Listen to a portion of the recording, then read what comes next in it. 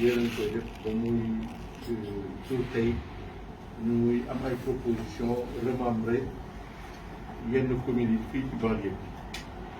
bi ñuy rafetlu tamit décision bi nga xam ne gannaaw bi président demee Kër Massar population bi demandé nañ ko président décidé def Kër Massar département muy pour ñun occasion bu nga xam ne dañ ci war a profité tamit pour lépp loo xam ne incohérence la wala lu ay manquement yu am war nañu mën a profiter régler waale ko te loolu nag Géejawaay daf ci am wàll lool bu dee ville de Géejawaay amuñu viabilité économique très sincèrement man defe naa depuis ñetti at a ngi nii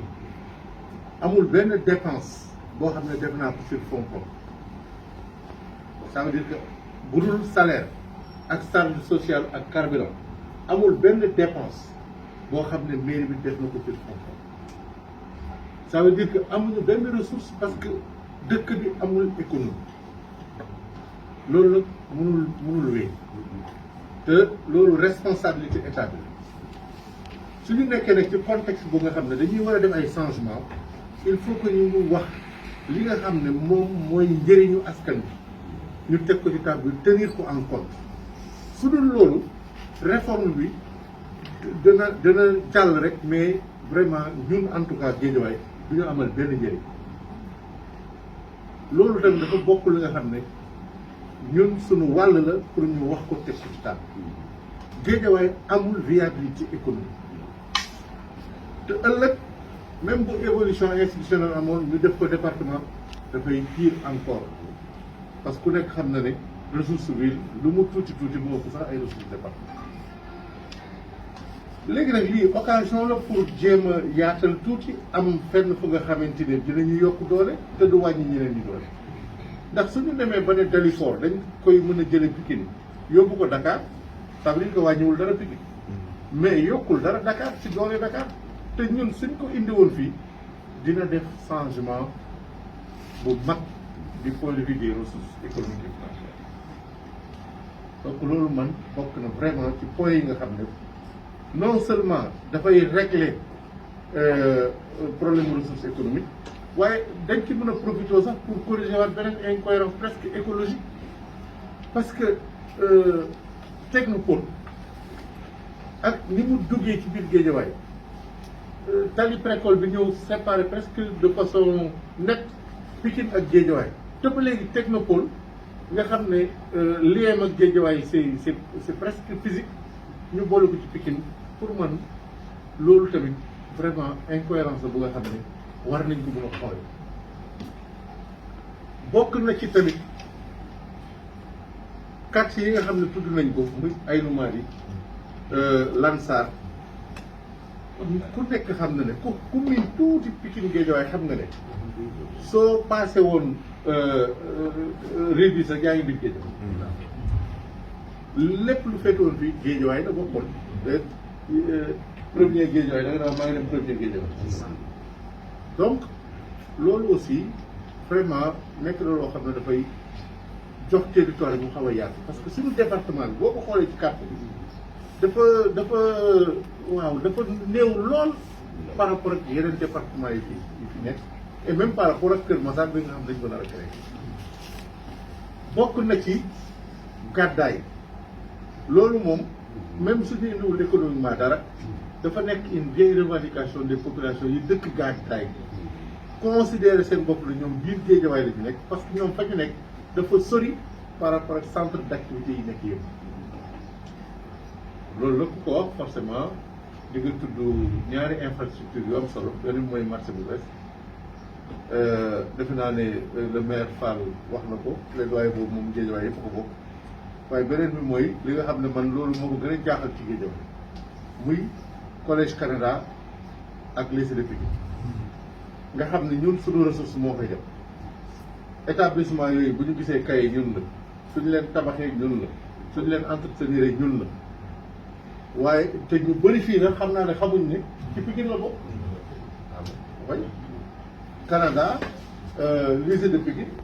tribunal bi yëpp dañu considérer tey jii boo fa tegoon kiosque maire Samb bu ko fa jëlee coow lu rëy la parce que waa Pikine xëy na tracé bi moo flou en tout cas problème am na foofu te loolu moom defe naa lu ñu war a régler.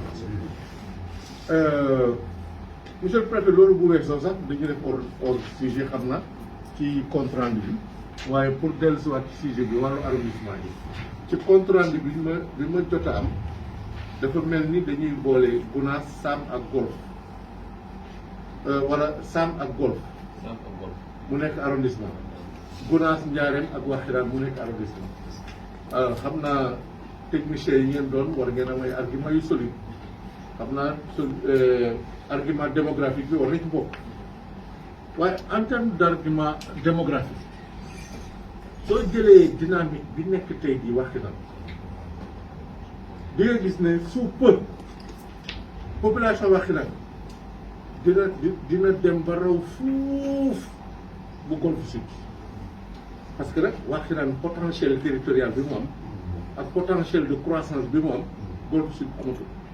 Golf Sud mu ngi jege ci saturation est-ce que bu ñu demee ba quelques années du ñu am un déséquilibre territorial d'abord compte tenu de li ñu boole foofu yëpp et ensuite démographique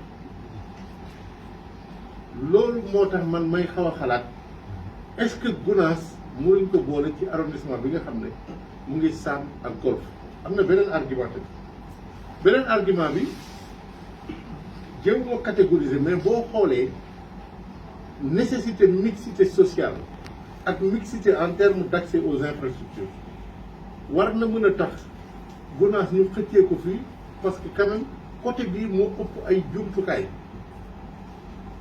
xëy na sax le fait que mu nekk beneen arrondissement terewul population yi am accès ci infrastructure yi waaye nag ñaari arrondissement yi boo leen xoolee tey jii di nga gis très rapidement que infrastructure yi administration bi lépp fii la gën a ëppee doole donc je pense que Gounass aurait plus intérêt à être de ce côté dina ko bénéficier loolu bëri sans compter la démographie projection yi moom monsieur le préfet daal lu ngeen fi mun a retenir nag lu état bi retenir ñun ñu ngi ci ginnaaw état parce que ñun ay agent wu état lañu loolu bëgg nañ ko souligner waaye nag comme dañu toll ci jamono jo nga xam ne ñu ngi xoolaat mbir yi ñun dañuy def suñu plaidoyer pour point yooyu ñu wax ñu mun ko xoolaat du ma terminer nag sans remercier suma collègue maire yi nga xam ne ñu ngi fi à commencer par notre porte-parole nga xam moom mënoon na wax rek ñu yem ci monsieur le maire Baydi Seye teg ci aussi madame la vice-présidente bi nga xam vraiment sollicité te woon na ma sax pour que ñu coordonner un peu comme nañ ko daan defee avant de venir à cette région mais malheureusement dama doon génn Dakar di ñëwaat ba nga xam on n'a pas pu tenir ces réunions mais lay remercier nag Bour Gueweul sa kàddu yi am na solo lool macha allah leen sant di la gërëm di fàttali préfet rek si ngeen ko